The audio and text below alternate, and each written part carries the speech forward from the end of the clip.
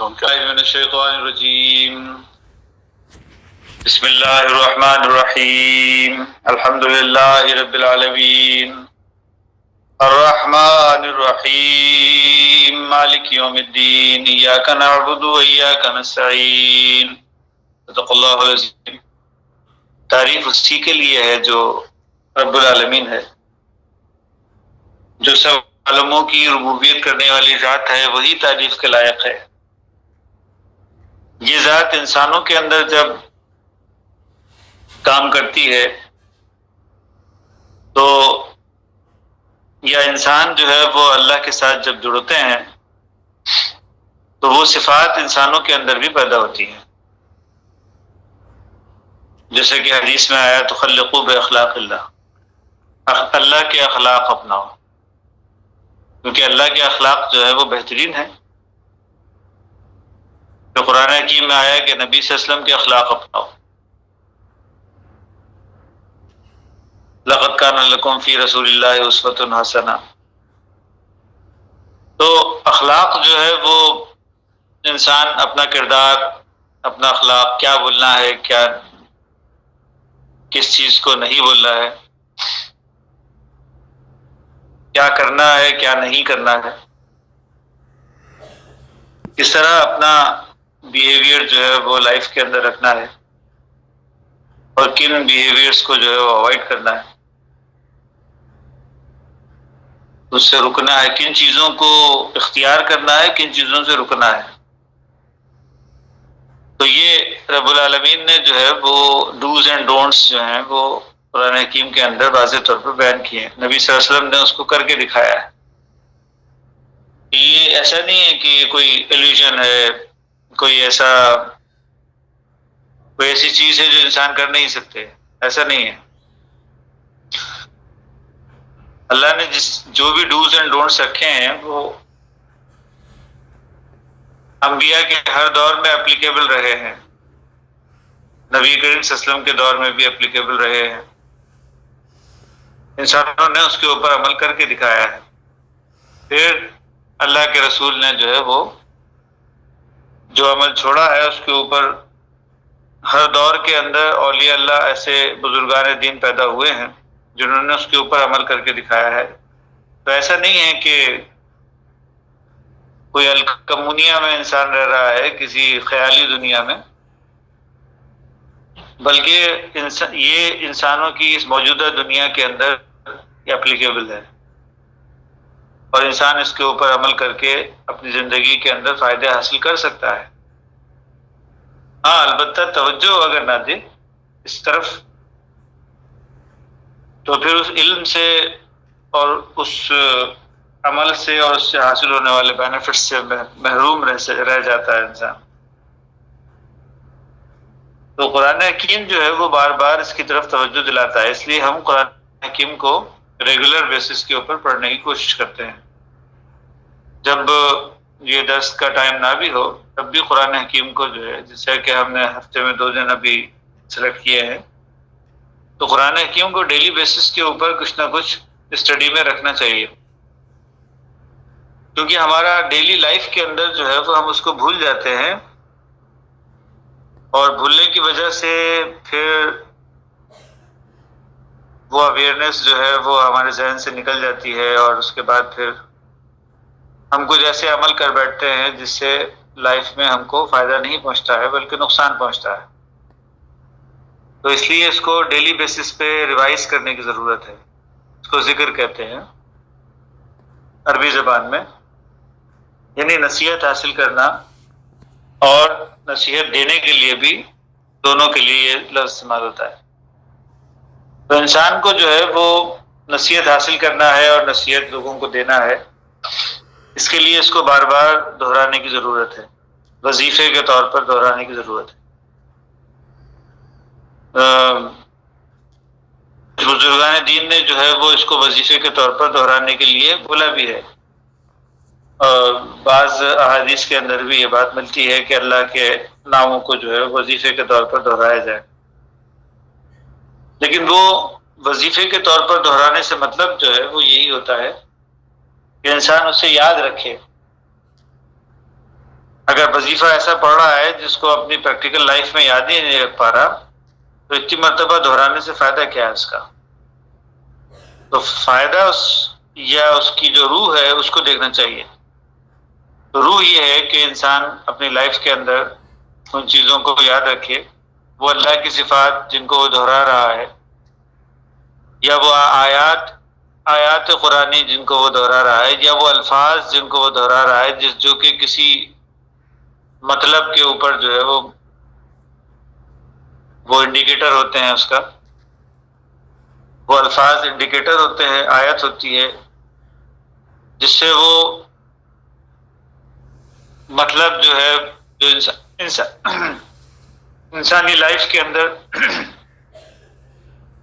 اس کو فائدہ پہنچا سکتا ہے، وہ مطلب یا وہ اویئرنیس یا وہ شعور انسان کے اندر پیدا ہو. تو جب وہ شعور انسان کے اندر پیدا ہوگا تو پھر اس کے فائدے انسان کو اپنی پریکٹیکل لائف میں ظاہر ہوں گے. تو آج ہم قرآن حکیم کو رینڈملی اسی طرح پڑھتے ہیں جس طرح ہم ریگولرلی پڑھتے رہے ہیں. تو علی بھائی سے گزارش کرتے ہیں کہ قرآن حکیم کی کسی آیت کو لیں، ہم کو بھی اس کا ریفرنس بتائیں. جی یہ سورۃ النحل ہے، 16ویں سورت، اس کی 22ویں آیت.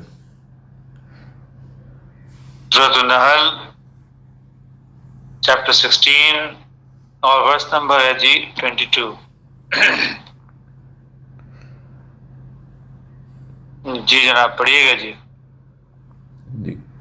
اعوذ باللہ من الشیطان الرجیم، بسم اللہ الرحمن الرحیم.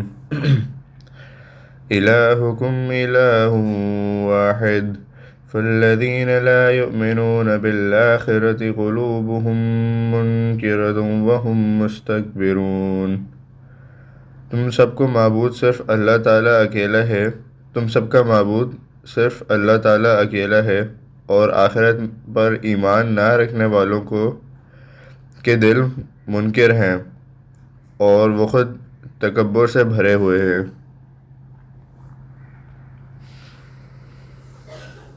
اللہ کے سوا کوئی اور معبود، انسان اپنی زندگی میں اللہ کے سوا کچھ اور لوگوں کو اپنا معبود بنا لیتا ہے، کچھ اور چیزوں کو یا کچھ اور لوگوں کو. ایکچولی چیزیں بھی جو ہیں، جیسے کوئی بدھ بنا لیا تو وہ بھی کسی انسان کی طرف جو ہے اس کی نشاندہی ہوتی ہے. جیسے قوموں نے اپنے انبیاء کے بدھ بنا لیے تھے، وہ بدھ بنا کے ان کو پوجا کرتے تھے.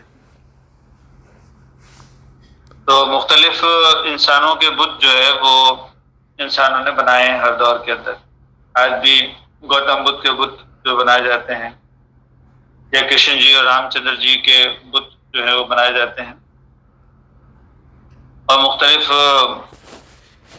ایسے انسانوں کے بدھ بنائے جاتے ہیں جو کہ اپنے دور میں انہوں نے کوئی انسانوں کی خدمت کی ہے، یا وہ بڑے انسان جو ہیں وہ کسی بھی دور کے اندر گزرے ہیں. تو انسانوں کے ہی بدھ بنائے جاتے ہیں، یا انسانوں کو ہی اپنا بدھ بنایا جاتا ہے. کچھ بدھ جو ہوتے ہیں وہ ظاہری طور پہ بنائے جاتے ہیں، جیسے کہ ہندوستان کے اندر یہ گوتم بدھ کے بدھ تبت چائنا وغیرہ کے اندر 22 کی کنٹریز میں نظر آتے ہیں ہم کو. یہ تو ظاہرہ بت ہوتے ہیں جو انسان ان کو بنا لیتا ہے، اس کو پوچھتا ہے. یا کچھ لوگوں نے اپنے گھروں میں تصویریں لگا لی ہوتی ہیں، یا اپنے فیس بک کے اوپر کسی سکھ نے جو ہے وہ بابا نانک کی تصویر جو ہے وہ اپنے فیس بک کے اوپر لگا لی ہے، اپنے ڈیسک ٹاپ پہ جو ہے وہ سجا لی ہے. یا لوگ جو ہیں وہ اپنے اپنے بزرگوں کو جو ہے وہ اپنا آئیڈیل جو ہے وہ مان لیتے ہیں اور چل پڑتے ہیں اس کے پیچھے. تو ایک تو ہوتا ہے کہ کسی تصویر کو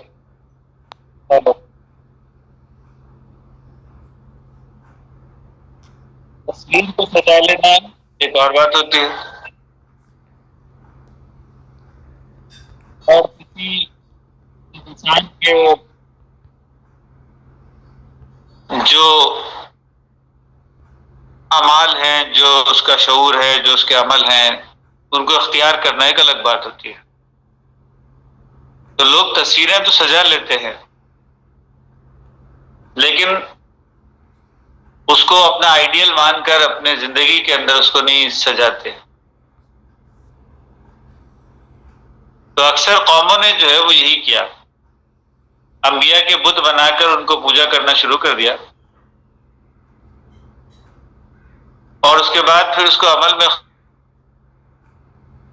جو انبیاء نے تعلیمات چھوڑی تھیں اس کو تو نظر انداز کر دیا، صرف ان کے بت بنا کر جو ہے وہ پوجنے لگے، اور یہ سوچا کہ یہ بتوں سے جو ہے، جو بت بنا کر یعنی جو تصویریں بنا لیتے ہیں اپنے ذہن کے اندر یا فزیکل میں، تو اس سے جو ہے وہ ان کو فائدہ پہنچے گا. حالانکہ ان انبیاء کو بھی فائدہ اسی وقت پہنچا تھا جب انہوں نے اس کو اختیار کیا تھا اپنے عمل میں. اس بات کو جو ہے وہ اکثر لوگ جو ہے وہ نہیں جانتے. اپنے بزرگوں سے تعلق بتانا، کچھ لوگ اپنے بزرگوں سے فزیکل تعلق بتاتے ہیں، کچھ لوگ اپنے بزرگوں سے کوئی روحانی تعلق بتاتے ہیں.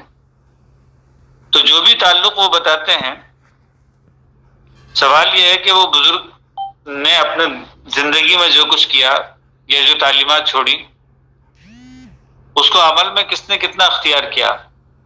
اگر عمل میں نے اختیار کیا تو وہ تو ایک بت ہی ہے جسے اور قوموں نے بت بنا لیے تھے.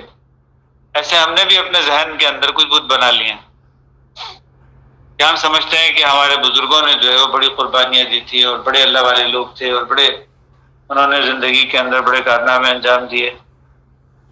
اب وہ ایک بت کی طرح جو ہے وہ انسان اپنے سینے میں سجا لیتا ہے، لیکن اس کا اصل مقصد تو یہ ہونا چاہیے تھا کہ اس نے جو تعلیمات چھوڑی، قرآن حکیم نے جو ہے وہ اس محبت کے تعلق کو جو ہے وہ بڑے اچھے انداز سے واضح کیا. ان کنتم تحبون اللہ، اگر تم کو اللہ سے محبت ہے، تم دعویٰ کرتے ہو اس بات کا کہ تمہیں اللہ سے محبت ہے. جیسے کہ لوگوں نے اپنے اپنے محبتوں کے وہ لگا رکھے ہیں، ٹیگز اپنے اوپر لگا رکھے ہیں. تو اللہ قرآن حکیم میں فرماتا ہے کہ اگر تمہیں اللہ سے محبت ہے، فاتبعونی، نبی صلی اللہ علیہ وسلم کی زبان سے اللہ رب العالمین کا الوارہ ہے، تو پھر اتباع کیوں نہیں کرتے؟ پیچھے پیچھے چلتے کیوں نہیں ہیں؟ میرے پیچھے چلو، کیونکہ میں اللہ کی بات تم سے بیان کر رہا ہوں. صرف بت بنا کے سجا لینا اپنے ذہن میں یا اپنے گھر کے مندر میں، تو اپنے گھر کے مندر میں بت سجاؤ یا اپنے دل کے مندر میں بت سجاؤ، تو آلموسٹ آل بات جو ہے وہ ایک جیسی ہی ہے. بت سجا لینا ایک اور چیز ہے، اور اس کو اختیار کرنا، اپنے زندگی کے اندر اختیار کرنا اور چیز ہے. قرآن حکیم کو جو ہے وہ لوگ جزدانوں میں لپیٹ کر اس کو خوشبو وغیرہ لگا کے اس کو طاق کے اوپر جو ہے وہ سجا دیتے ہیں، کسی بڑے اونچے ریک کے اوپر جو ہے وہ اس کو رکھ دیتے ہیں، اور سوچتے ہیں یا زیادہ سے زیادہ کیا کریں گے کہ قرآن خوانی کرا لیں گے. کوئی دکان کھول رہے ہیں، کوئی گھر بنا رہے ہیں، کوئی گھر تیار ہو گیا تو قرآن خوانی کرا دیں گے، کچھ اللہ کا نام جو ہے وہ ادھر ادھر وہ لے کے اس کو پڑھ پھونک دیں گے. لیکن قرآن حکیم نے جو ڈوز اینڈ ڈونٹس بتائے ہیں، جو کرنے کا حکم دیا ہے، امر بالمعروف و نہی عن المنکر، تو جو اوامر اور جو نواہی قرآن حکیم کے اندر ہے، اگر اس کو اختیار نہیں کریں گے تو اس کے بینیفٹس جو ہیں وہ نہیں ملیں گے نا. ان بزرگوں کا نام لینے سے یا قرآن کا نام لینے سے یا اللہ کا نام لینے سے صرف نام کی حد تک جو ہے وہ رکھ لیا لوگوں نے.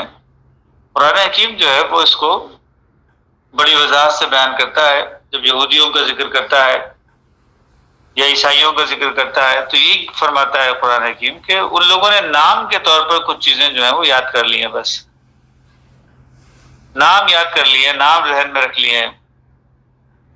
اپنے انبیاء کے ناموں کو جو ہے وہ بس ذہن میں رکھتے ہیں اور ان کو دہراتے رہتے ہیں، یا کچھ آیتیں جو ہیں وہ بس وہ دہراتے رہتے ہیں، جیسے گایتری منتر یا اور دوسرے منتر جو ہے وہ پڑھتے رہتے ہیں ہندو. شادی کرانی ہے تو ایک منتر ہے، تو ایسے ہمارے ہاں بھی ہے، کوئی نہ کوئی جو ہے وہ قرآنی آیت جو ہے وہ کسی خاص موقع پر جو ہے وہ پڑھ دی جاتی ہے، دھونی دے دی جاتی ہے، جیسے کہتے ہیں دھونی دے دیا، بس دھواں جو ہے وہ پہنچ گیا، یہ سمجھ رہے ہیں کہ اس سے بڑا جو ہے وہ سب انسان کے گناہ جو ہے وہ دھل جاتے ہیں اور سارا کچھ جو ہے وہ ہو جاتا ہے. یہ ایک ایلیوژن کے طور پر ہے انسانوں کے ذہن میں، ایک وہم کے طور پر انسان نے جو ہے اس کو اپنے دل میں سجا لیا ہے. حالانکہ ہمارے بزرگوں نے جو ہے اسی قرآن کو جو ہے وہ پڑھا اور عمل میں اختیار کیا ہے، تو پھر ان کی زندگی میں بھی جو ہے وہ فائدے ان کو حاصل ہوئے. تو جب تک ہم پڑھ کے اور اس کو اختیار نہیں کرتے تو کیا اس کے بینیفٹس حاصل ہوں گے؟ وہ پھر اسی طرح سے ہو جائے گا کہ دھنی دینے کی، جیسے لوبان کی دھنی دے دیتے ہیں، تھوڑی دیر کے لیے کمرے میں خوشبو پھیل جاتی ہے، اور اس کے بعد پھر جب وہ دھنی اس سے ختم ہو جاتی ہے تو اس کے بعد پھر دوبارہ سے وہی ہے، انوائرمنٹ جو ہے وہ تو وہی کا وہی رہے گا. تو یہ اس کو جو ہے وہ تھوڑا سا ذہن کے اندر اس کو دہرانا چاہیے کہ قرآن حکیم میں جو ہے وہ ذکر کا معنی جو استعمال ہوئے ہیں وہ ہے نصیحت حاصل کرنے کے اور نصیحت دینے کے. وما ہوا الا بذکر للعالمین، اے نبی صلی اللہ علیہ وسلم آپ کچھ نہیں ہیں مگر ذکر ہیں انسانوں. تو ذکر جو ہے وہ بھولی ہوئی چیز کو یاد دلانے کو کہتے ہیں، نصیحت حاصل کرنے کو کہتے ہیں. انسان جو ہے وہ اپنے خدا کو بھول جاتا ہے، بار بار اس کو دہرانا جو ہے وہ ضروری ہوتا ہے. تو انسان اپنی زندگی میں اس کو بار بار دہراتا جب ہے تو لائف کے اندر اس کو اس کے بینیفٹس جو ہیں وہ حاصل ہوتے ہیں. تو یہاں پر جو ہے وہ یہی کہا جا رہا ہے کہ اللہ کے سوا لوگوں کو جو ہے وہ پکارتے ہیں، اللہ کے سوا والذین یدعون من دون اللہ، اللہ کے سوا جو ہے ان کو پکارتے ہیں. لا یخلقون شیئا، حالانکہ انہوں نے کچھ بھی پیدا نہیں کیا.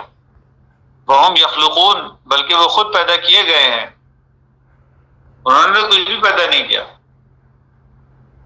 جس نے خود کچھ پیدا نہیں کیا وہ کسی دوسرے کے اندر کیا چیز پیدا کر سکتا ہے؟ وہ تو خود پیدا شدہ ہے، کسی دوسرے کے اندر تبدیلی کیسے پیدا کرے گا؟ تو دوسروں کے اندر تبدیلی بھی کوئی نہیں پیدا کر سکتا، یہ اللہ ہی کی ذات ہے جو ہدایت دیتی ہے. اموات غیر احیا، وہ تو مردے ہیں، زندہ بھی نہیں ہیں، یعنی ان کے اندر زندگی نہیں ہے، ان کے اندر روح جو ہے روح کی زندگی نہیں ہے، مردے چلتے پھرتے لوگ ہیں. اس کے اندر بھلے وہ بت بنا لو، بھلے وہ اپنے دل میں سجا لو، انسان جو ہے وہ اسی کو پوج رہا ہے اپنی زندگی کے اندر. کس کو پوج رہا ہے؟ جس سے اس کو کچھ بینیفٹس حاصل ہوتے ہیں. اب کچھ مادی بینیفٹ کسی سے حاصل ہو جاتے ہیں، یا ایک انسان کو خیال ہوتا ہے کسی دولت مند انسان کے پیچھے پیچھے چل پڑو. معاشرے کے اندر جو بڑے لیڈر قسم کے لوگ ہیں ان کے پیچھے پیچھے چل پڑو، جو بھی کہتے ہیں اس کے پیچھے آمنا و صدقنا کہہ کر پیچھے چل پڑتے ہیں. تو قرآن حکیم کہہ رہا ہے کہ اموات غیر احیا، یہ تو مردہ ہیں،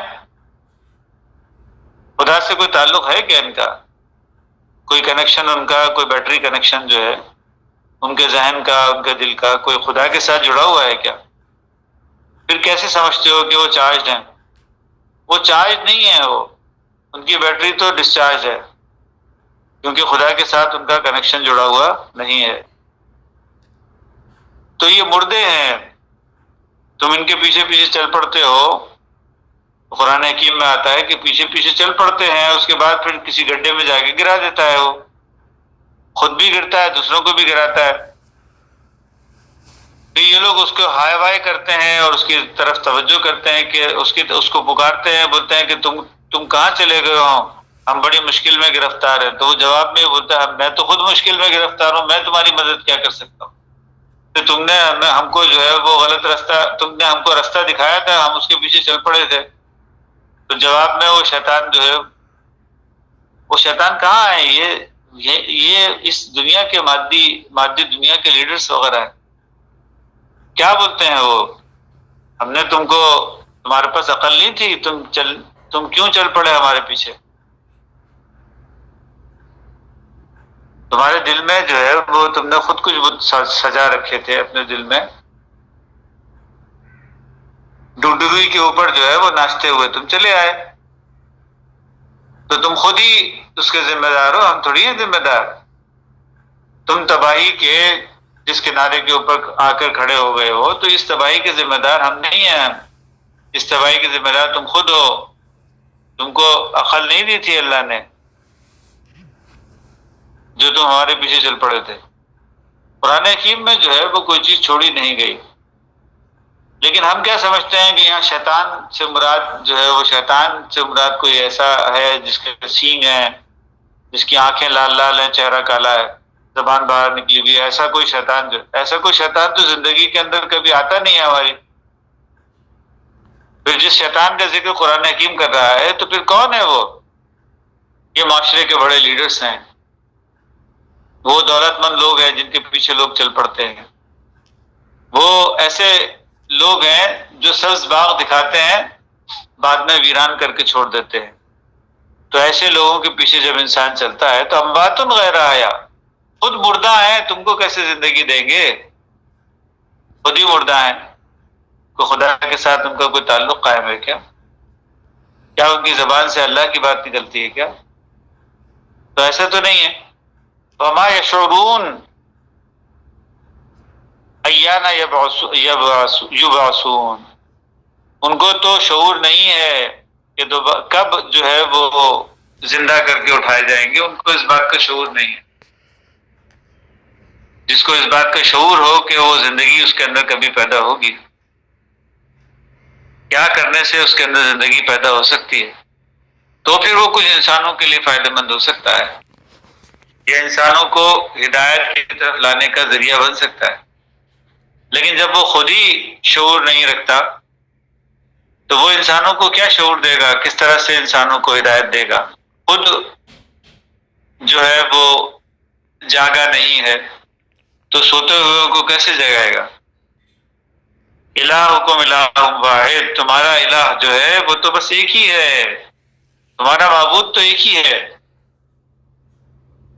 تم تو اپنے مادی بینیفٹس کو دیکھتے ہوئے کسی کے پیچھے چل پڑتے ہو، کسی شیطان کے پیچھے جو ہے وہ چل پڑتے ہو.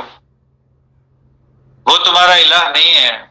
الہ تو بس ایک ہی ہے اور وہ اللہ کی ذات ہے. الہکم الہ واحد فالذین لا یؤمنون بالآخرہ، آخرت پر ایمان نہ رکھنے والے جو لوگ ہوتے ہیں، فالذین لا یؤمنون بالآخرہ قلوبہم منکرہ، ان کے جو دل ہیں وہ منکر ہوتے ہیں، وہ انکار کرنے والے ہوتے ہیں، اور تم انہی کے پیچھے چل پڑتے ہو. وہم مستکبرون، وہ تکبر سے بھرے ہوئے لوگ ہوتے ہیں، تکبر سے بھرے ہوئے لوگ ہوتے ہیں. تم سمجھتے ہو کہ یہی تمہارے خدا ہیں. ان کے اندر جو ہے تکبر ہی تکبر ہوتا ہے. ان کے اندر بندگی کا کوئی رمق جو ہے وہ ان کے اندر نہیں ہوتی. وہ خود خدا بنے ہوتے ہیں.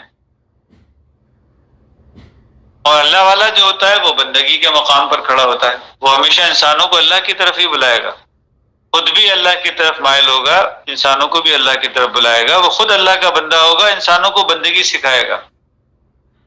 لیکن اس کے بالمقابل یہ جو شیطان ہوتے ہیں، جو معاشرے کے اندر بڑے لیڈرز ہوتے ہیں، بڑے دولت مند انسان ہوتے ہیں، بڑے عہدوں کے اوپر جو ہے فائز ہوتے ہیں، یہ لوگ، ان کے اندر تو صرف تکبر بھرا ہوا ہے، بندگی کا تو نام و نشان بھی نہیں ہے اس کے اندر. ان کے اندر عاجزی اور انکساری اللہ کی طرف انسانوں کو لے کر آنے کا کوئی زاویہ جو ہے وہ ان کے ذہنوں کے اندر موجود نہیں ہے. یہ تو مردہ لوگ ہیں. تو انسان جو ہے وہ زندگی کی طرف کیسے آ سکتا ہے؟ تو وہ اللہ والے لوگوں کے پیچھے چل پڑے اگر تو پھر زندگی کی طرف آ سکتا ہے. لیکن اللہ والوں کے پیچھے لوگ چلتے نہیں ہیں. ان کو تو پامپ اینڈ شو چاہیے. ان کو تو وہ خود جس چیز کے اوپر یقین رکھتے ہیں ان کو تو وہ چیز چاہیے. ان کو دولت چاہیے, ان کو شہرت چاہیے, اقتدار چاہیے. تو اس لیے شہرت والے لوگوں سے, اقتدار والے لوگوں سے, دولت والے لوگوں سے امپریس ہو جاتے ہیں. امپریس ہونے کے بعد وہ تو تکبر کے مارے ہیں بھرے ہوئے, وہ تو خود خدا بنے ہوئے ہیں. تو ایسے لوگوں کے پیچھے جب چل پڑتے ہیں تو اللہ قرآن حکیم میں جو ہے وہ اس کو وضاحت کر رہا ہے کہ وہ تو خود خدا بنے ہوئے ہیں, وہ تو خود استکبار کبر سے بھرے ہوئے ہیں. وہ تم کو اللہ کی طرف کہاں لے کر آئیں گے؟ تم کو زندگی کیسے دے سکتے ہیں؟ خود مردہ ہیں یہ لوگ. تو لا جرم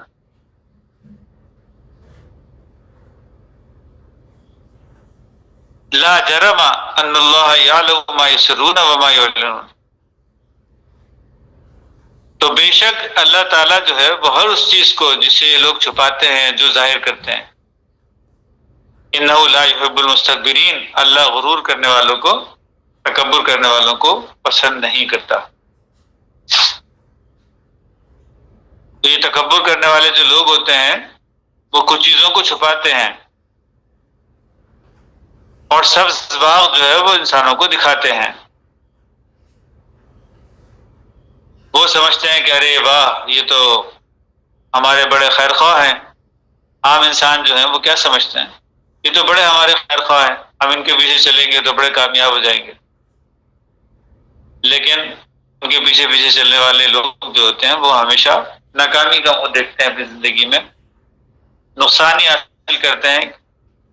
کیونکہ وہ تو مفاد کے لوگ تھے, اپنا مفاد حاصل کرنے کے لیے کچھ چیزیں چھپاتے تھے اور جو ان کی نیگیٹو چیزیں ہیں وہ چھپاتے تھے.